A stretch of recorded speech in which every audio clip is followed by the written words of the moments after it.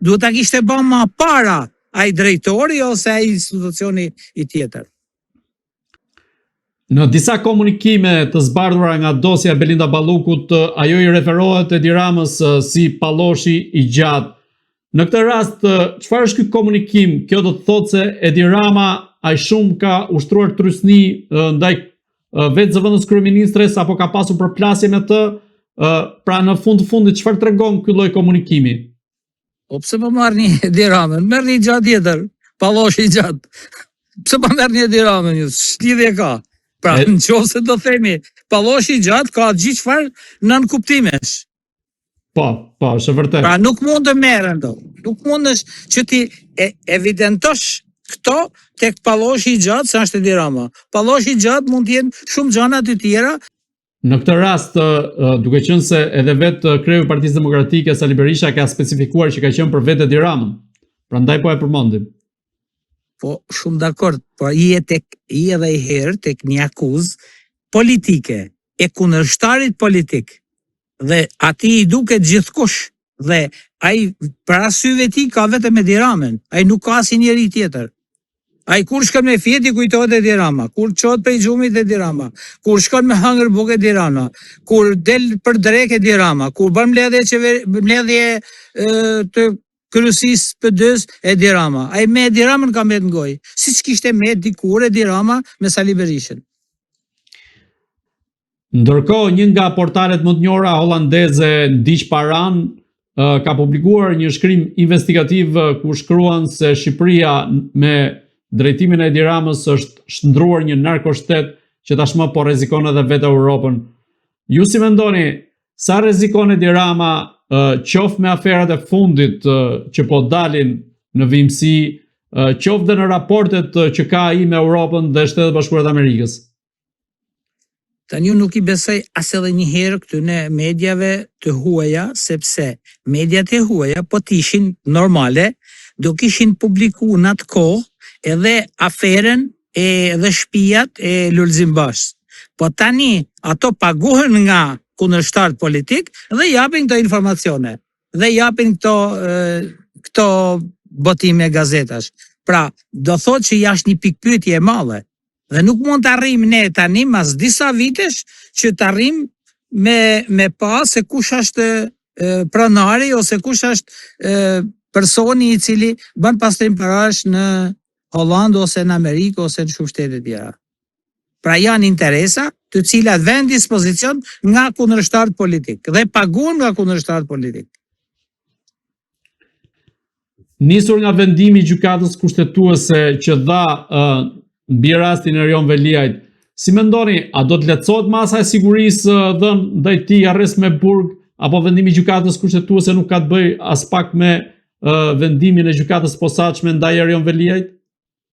Atëherë na vendimi i gjykatës kushtetuese është vendimi prap i Edi Ramës, që ta kuptojnë gjithë shqiptarët, sepse të gjithë ata gjyqtar që janë vënë tash 10 vite, nuk janë vënë nga opozita, po janë gjyqtar të vendosur ose të emëruar nga partia në pushtet. Dhe si e mendoni ju që mund ta merrte një vendim gjykata kushtetuese të kësaj natyre? Por jo, ai është vendimi i tij. Tani unë kam thënë që vendimi i gjykatës kushtetuese ishte dënimi përfunimtar, dënimi penal përfunimtar i Erion Veliajt. Sepse nëpërmjet këtij vendimi Erion Velia tani duhet të dënohet patjetër, duhet marrë penë patjetër në mënyrë që të largohet nga politika. Sepse në vendimet që do jepet përveç dënimit me burg, do të ketë edhe vendim plotësues i cili është vendimi për ta marrë mas për 5 vite ose 10 vite në varet që mos të ketë mundësi kandidimit në strukturat e EPS-s ose çdo lloj strukture tjetër. Po ndërkohë nga ana e tij në reagimin pas vendimit gjykatës kushtetuese, Edi Rama kërkoi lirimin e Erion Veliajt duke thënë që ai mund ta ushtrojë detyrën e kryetarit të bashkisë qoftë duke u ndjekur në gjendje të lirë vetë procesin ndaj tij. Po pse çfarë do thoshte ai? Këtë e vetë futi më rënd, se do dalin tani kundra. Gjithmonë duhet kesh parasysh. 2 institucione janë të ndërkombëtare që flitet. Amerika të hell dorën mas shpinet, ke marru Dhe një Edi Rama hell dorën për të mbrojtur Erion Velin si ose zë tjetër. Në këtë rast, çfarë do të arrijë Edi Rama, ashtu siç thatë ju se ky është vetë vendimi i Edi Ramës, duke i lehtësuar nga njëra anë Erion Veliajn, duke qenë se gjykata vendosin në favor të tij?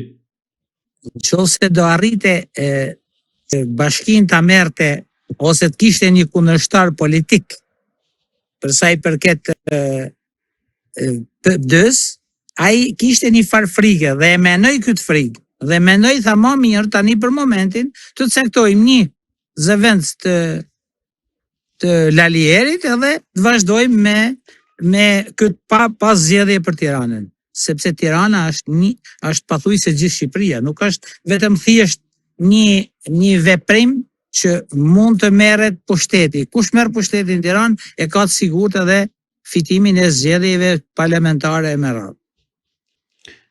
Zoti Pietra, në fjalën e tij, duke u mbrojtur në gjykatën kushtetuese, Erion Veliaj lat kuptohet se ka një USB që ja kanë dhënë avokatët dhe mban në qeli. A mendoni se ka materiale sensitive në USB dhe... Por nuk i punon, thot. Por nuk më punon, thot. Po. Nuk e the këtë. Ai thot nuk më punon kjo. Pra ma shprish.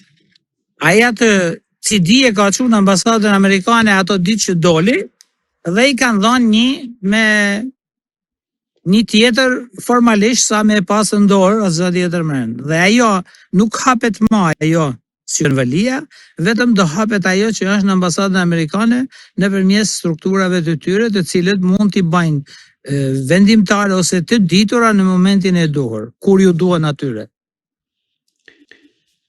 A mendoni se Erion Veliaj mund të denoncojë në SPAK aferat korruptive të kryeministit Edi Rama, të paktën ato që njihen dhe publikisht apo dhe të denoncuara?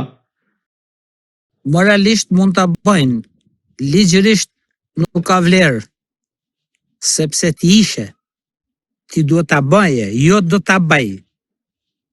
E kupton? Pa çdo akuzë që nxjerr qoftë Erion Velia, qoftë një tjetër duhet ta nxjerr me prova, me fakte. Ato prova dhe fakte nuk arrin tani pas një viti që të bëhen realitet. Zoti Pietra, kush mendoni se mund ta ketë radhën në nivelin e goditjeve nga ana e SPAK-ut kundrejt elementëve të qeverisë së kryeministit Edi Rama, teksa mediat e huaja shkruajnë edhe për vetë ta ulamballën dhe lidhjet e tij të mundshme me elemente të krimit organizuar? Tani ne dim që gjitha fushatat që bëhen, pra takohet çdo person, takohen kriminal, takohen personat ndershëm, të mirë, gjitha format, sepse je duke u marrë votën. Nëse do të ekzistonte diçka që thot vota e kriminalit nuk më duhet gjë, ose nuk numërohet, jam shumë dakord me atë që thon edhe mediat e huaja dhe kushdo. Po nëse vota e një kriminali, vota e një të ndershmi, vota do numërohet çdo vot në sistemin e votimeve, atëherë ai është i detyruar që të komunikojë me çdo person, jo vetëm Taulant Balla, por edhe kryeministri, edhe opozita, edhe çdo person tjetër që ka nevojë që të marrin votet. Duke u nisur nga këto afera pra të denoncuara qoftë publikisht apo dhe goditjet e SPAK-ut ndaj vetë elementëve të qeverisë së kryeministit Edi Rama, si mendoni sa të gjatë do ta ketë jetën kjo qeveri?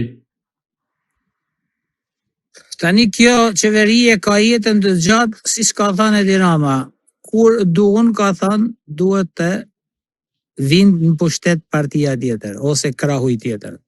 Ndërsa përsa për arrestimet që mund të dyshohet, mendoj që arrestimet tani do kalojnë në krahun tjetër. Pra duhet ketë edhe arrestime në kampin tjetër opozitarësh. Dhe së shpejti duhet ketë.